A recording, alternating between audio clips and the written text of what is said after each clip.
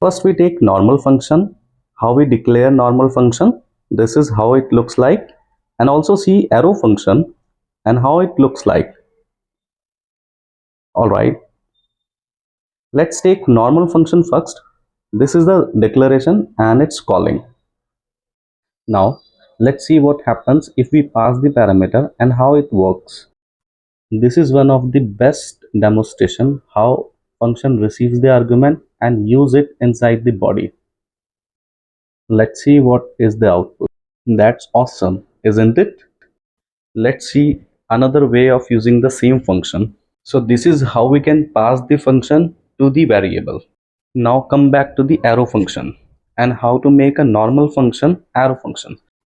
We don't use function keyword, we use arrow, that is equal sign and angle bracket. It doesn't affect on output. If there is only one argument, so we can remove the parenthesis.